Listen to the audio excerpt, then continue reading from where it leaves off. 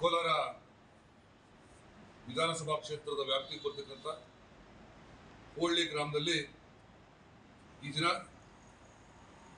ಕೋಲಾರ ಹಾಲು ಉತ್ಪಾದಕರ ಸಹಕಾರ ಸಂಘದ ಸಂಸ್ಥೆಯಲ್ಲಿ ಈ ದಿನ ಚುನಾವಣೆ ನಡೆದು ಜೆಡಿಎಸ್ ಮತ್ತೆ ಬಿಜೆಪಿಯ ಮೈತ್ರಿಯಾಗಿ ನಾಮಪತ್ರ ಸಲ್ಲಿಸಿದ್ದೇವೆ. ಹಾಗೆ ಸಂಖ್ಯಾಬಲ ಇಲ್ಲದೆ ಕಾಂಗ್ರೆಸ್ನವರು ನಾಮಪತ್ರ ಸಲ್ಲಿಕೆ ಆಗಿರಲಿಲ್ಲ. ಹಾಗಾಗಿ ಜೆಡಿಎಸ್ ಬಿಜೆಪಿ ಮತ್ತೆ ಮೈತ್ರಿ ಆಗಿರ್ತಕ್ಕಂಥ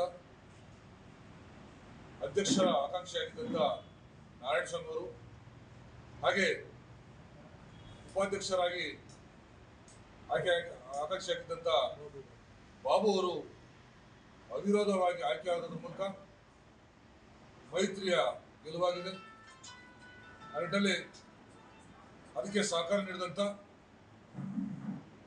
ಎಲ್ಲ ನಿರ್ದೇಶಕರುಗಳು, ಮುಖಂಡರುಗಳು, ಗ್ರಾಮ ಪಂಚಾಯತ್ ಸದಸ್ಯರುಗಳು, ಜೊತೆಯಾಗಿ ವಿಶೇಷವಾದಂಥ ಒಂದು ಕಾಳಜಿ ವಹಿಸಿದಂಥ ರಾಜ್ಕುಮಾರ್ ಅಣ್ಣರು, ಚಲಪದಣ್ಣರು, ಹಲವಾರು ಮುಖಂಡರುಗಳು ಇದರಲ್ಲಿ ತೋರಿಸಿಕೊಂಡು ಸಂಸ್ಥೆಯ ಅಭಿವೃದ್ಧಿಗಾಗಿ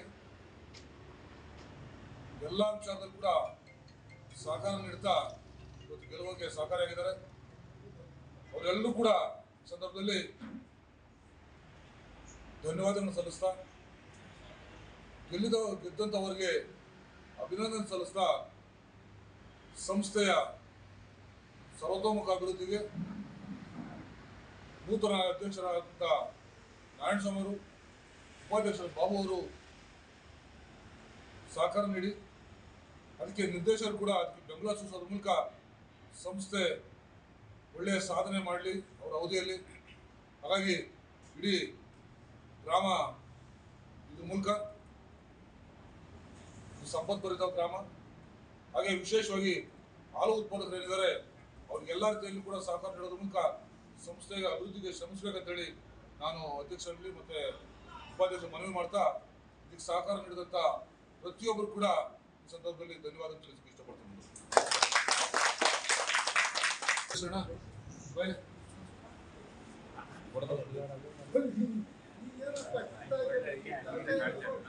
ಉಪಾಧ್ಯಕ್ಷ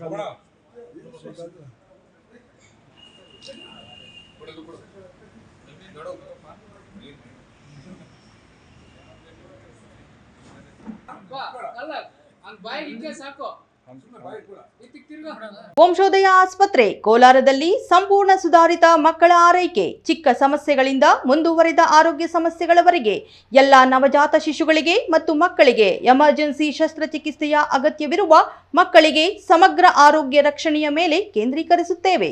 ಕೋಲಾರದ ವಂಶೋದಯ ಆಸ್ಪತ್ರೆ ಉತ್ತಮ ಗುಣಮಟ್ಟದ ಮಕ್ಕಳ ಆರೈಕೆ ಮಾಡುವಲ್ಲಿ ಮೊದಲ ಸ್ಥಾನದಲ್ಲಿದೆ. ಹೆಚ್ಚಿನ ವಿವರಗಳಿಗಾಗಿ ಸಂಪರ್ಕಿಸಿ 7277072770 ಅಥವಾ 9141066685.